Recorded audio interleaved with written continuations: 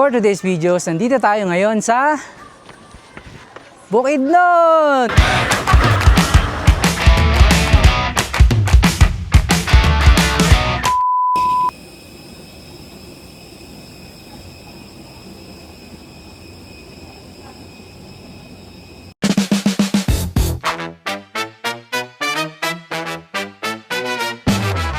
Simulan natin ang journey natin dito sa Laguindingan Airport.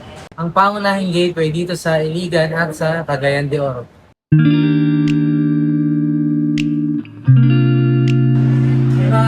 May mga ATM machine na pagkalabas nyo sa arrival exit, right side.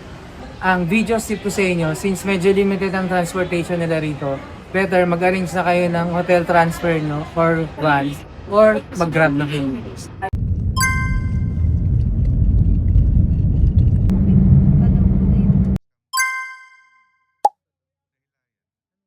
Dahil maaga pa, 8:30 AM nagbubukas yung dahilayan dito.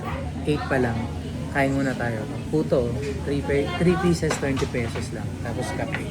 100 yung entrance, 25 pesos yung environmental fee. So dito, tatlo na pala to. Adventure Park, Forest Park, tsaka yung Alpine. Pero dalaw lang entrance. Papakita ko sa inyo yung mga rides.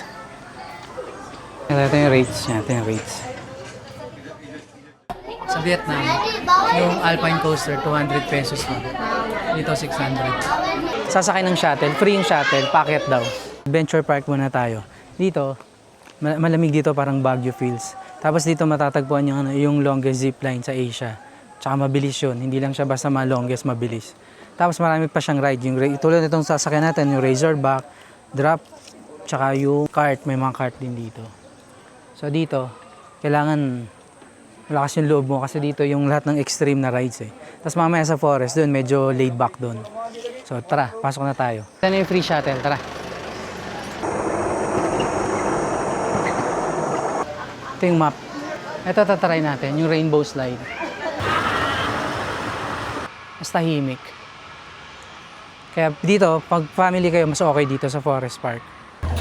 Okay, nag-decide na kami na bibili kami pagkain dyan. Hindi na natin kanin sa taas.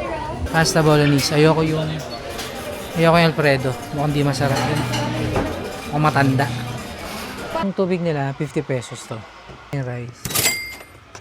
Ito yung bolognese. Ito yung pakbet. Forest Park. 115 to. Mas mahal yung melon.